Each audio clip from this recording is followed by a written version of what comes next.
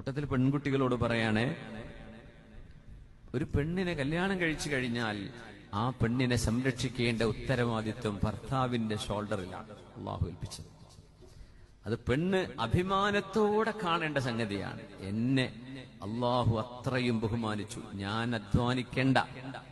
ഒരു പുരുഷൻ അധ്വാനിച്ചിട്ടൊരു പെണ്ണ് സന്തോഷത്തോടെ മനസ്സമാധാനത്തോടെ ജീവിക്കട്ടെ എന്നാ ചിന്തിക്കേണ്ടത്. പെണ്ണുങ്ങൾ അതൊരു ഇൻഫീരിയർ ആയിട്ട് ചിന്തിക്കുന്നുണ്ടോ എന്നൊരു തോന്നൽ ഇല്ലായികയില്ല. ഞാനൊന്ന് പഠിക്കട്ടെ, ഓക്കെ, ഒരു ജോലി കിട്ടട്ടെ, ഓക്കെ, ഞാനൊന്ന് ഫൈനാൻഷ്യലി സെറ്റിൽ ആവട്ടെ, എന്നിട്ടൊരു കല്യാണം വേണമെങ്കിൽ ആലോചിക്കാം. അത് വേണ്ട പെങ്ങളെ, അത് കുറ്റകരമാണ്. അങ്ങനെയല്ല പുണ്യനിബിധങ്ങൾ നിങ്ങളോട് പറഞ്ഞിട്ടുള്ളത്. നിങ്ങളെ സംരക്ഷിക്കാൻ ദീനീ ബോധവും സംസ്കാരവും സത്യസന്ധതയുമുള്ള ഒരാൾ വിവാഹം ആലോചിച്ചു വന്നാൽ, നിങ്ങൾക്ക് വിവാഹപ്രായമെത്തിയിട്ടുണ്ടെങ്കിൽ അത് വെറുതെ നീട്ടിക്കൊണ്ടുപോകരുത്. നിങ്ങൾക്ക് ജോലി ചെയ്യാൻ ഇസ്ലാം സ്വാതന്ത്ര്യം തന്നിട്ടുണ്ട്. അത് മറ്റു അന്യ ആളുകളുമായി ഇടപഴകുന്ന ഒരു സാഹചര്യമല്ലാതെ നിങ്ങൾക്ക് സേഫ് ആൻഡ് സെക്യൂർ ആയിട്ട് ജോലിക്ക് സാധ്യതയുണ്ടോ, നിങ്ങൾക്ക് ജോലിക്ക് പോകാം. നിങ്ങളുടെ ഭർത്താവ് ഒരിക്കലും നിങ്ങളെ ജോലി ചെയ്യാൻ നിർബന്ധിക്കാൻ പാടില്ല.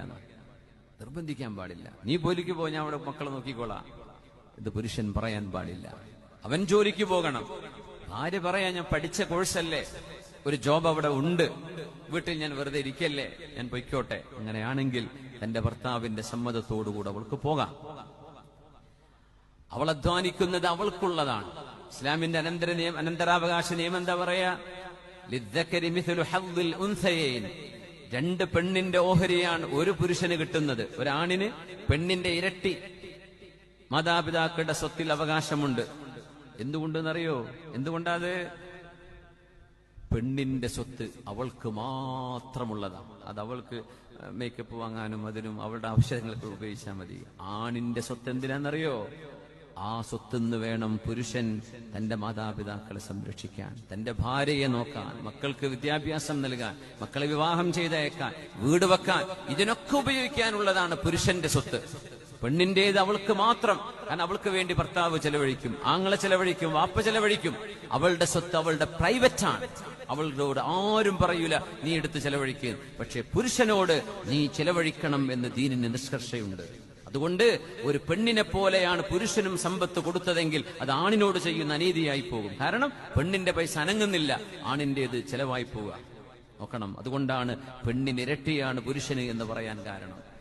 അതുകൊണ്ട് ജോലി ചെയ്യുന്നത് അല്ലെങ്കിൽ ഒരു പ്രൊഫഷണൽ ഫീൽഡിലേക്ക് ഇറങ്ങുന്നത് അതിനൊന്നും വിരോധമില്ല. പക്ഷേ നിങ്ങളുടെ വിവാഹ ജീവിതമോ കുടുംബജീവിതമോ തകർത്തുകൊണ്ടാകരുത്. നിങ്ങളുടെ ഭർത്താവിന്റെ വിസമ്മതത്തോടെയും ആകരുത്. സമ്മതം വാങ്ങിക്കണം. ഒരു പുരുഷനും ഒരു പെണ്ണിനെയും ജോലിക്ക് പോകാൻ നിർബന്ധിക്കാനും ഇസ്ലാമിൽ പാടുള്ളതല്ല. അവൾക്ക് സുരക്ഷിതമായൊരു ജോലി ലഭിച്ചിട്ടുണ്ട്, ഭർത്താവുമായി സംസാരിക്കട്ടെ, അവർ ചർച്ച ചെയ്യട്ടെ. അവൾക്കത് സുരക്ഷിതമാണെങ്കിൽ അവൾക്ക് പോകാം ഭർത്താവിന്റെ സമ്മതത്തോടുകൂടെ. ഇതാണ് ഇസ്ലാമിന്റെ കാഴ്ചപ്പാട്. നിങ്ങൾ അവിടെ ഇരുന്നാൽ മതി, രാജകുമാരിയെ പോലെ നിങ്ങൾക്ക് വേണ്ടതവർ കൊണ്ടുതരും എന്ന് പറഞ്ഞ മതമാണ് ഇസ്ലാം. അങ്ങനെയാണ് നമ്മൾ ഇതിന് മനസ്സിലാക്കേണ്ടത്. അതുകൊണ്ടാണ് കല്യാണം കഴിക്കുമ്പോൾ പെണ്ണിന്റെ അടുത്ത് ഇങ്ങോട്ട് പൈസ വാങ്ങിക്കാനല്ല കല്യാണം കഴിക്കേണ്ടത്. പെണ്ണിനെ അങ്ങോട്ട് മഹർ കൊടുത്ത് മഹർ എന്നത് സമ്മാനമാണ്. അത് പെണ്ണിന്റെ അവകാശമാണ്. അവൾക്ക് മാത്രമുള്ളതാണ് ആ സ്വത്ത്. ആ പെണ്ണിന്റെ ഉപ്പക്ക് പോലും മഹറിൽ അവകാശമില്ല.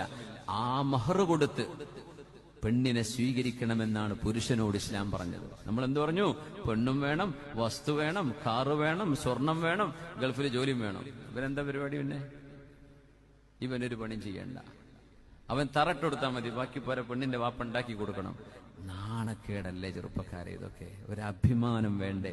ഞാൻ അധ്വാനിച്ച എന്റെ വീട് ഞാൻ അധ്വാനിച്ചുണ്ടാക്കിയത്, അതല്ലേ അഭിമാനം? പെണ്ണിനെ വെറുതെ കൊണ്ടുവന്നതെന്ന് പറയാനാണോ നമ്മൾ ആഗ്രഹിക്കേണ്ടത്? അതുകൊണ്ട് ഒരു പുരുഷനും കല്യാണം കഴിക്കുമ്പോൾ സ്ത്രീധനം കിട്ടണമെന്ന് വേണ്ടി കല്യാണം കഴിക്കണ്ട. നിങ്ങളുടെ സർവ്വസ്വത്തും പടച്ചവനെടുത്ത് കളിപ്പിക്കും നിങ്ങളെ.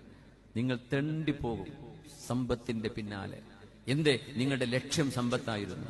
ആ സമ്പത്തിന്റെ ലക്ഷ്യത്തിൽ നിങ്ങൾ നിക്കാഹ് ചെയ്യുന്നതോടുകൂടെ സമ്പത്തിന്റെ ആ നിഅ്മത്തിന്റെ വഴി അള്ളാഹു അടച്ചു വെക്കും. പല കാരണങ്ങളെ കൊണ്ട് നിങ്ങൾക്ക് ഉപകാരപ്പെടാതെ പോകും. നിങ്ങൾ വഴിതെറ്റി അലയേണ്ടി വരും. അതുകൊണ്ട് വിവാഹം ചെയ്യുന്നത് പടച്ചവനെ തിന്മയിലേക്കും ഒരു തെറ്റിലേക്കും പോകാതെ എന്റെ ഈമാനും എന്റെ ദീനും സംരക്ഷിക്കാൻ വേണ്ടി എനിക്കൊരു ജീവിത സഖിയെ വേണം എന്ന ഉദ്ദേശത്തിലാകണം. ആണും പെണ്ണും അങ്ങനെയാണ് മനസ്സിൽ കരുതേണ്ടത്. അതൊന്നും വെറുതെ ഒരു ചടങ്ങായി മാറരുത്. സന്ദർഭവും വിഷയവും അതല്ലാത്തത് കൊണ്ട് ഞാൻ പറയുന്നില്ല. കല്യാണം കഴിഞ്ഞ് 2 മാസം 3 മാസം കഴിയുമ്പോ എനിക്ക് മടുത്തു, എനിക്ക് നിങ്ങളെ വേണ്ട എന്ന് പറയുന്ന ഒരവസ്ഥയിലേക്ക് നമ്മുടെ പെൺകുട്ടികൾ വല്ലാത്തൊരു ധൈര്യം കാണിക്കുന്നത് അപകടകരമാണ്.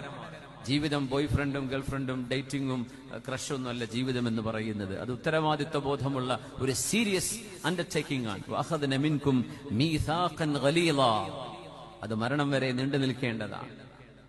ബിസ്മില്ലാഹി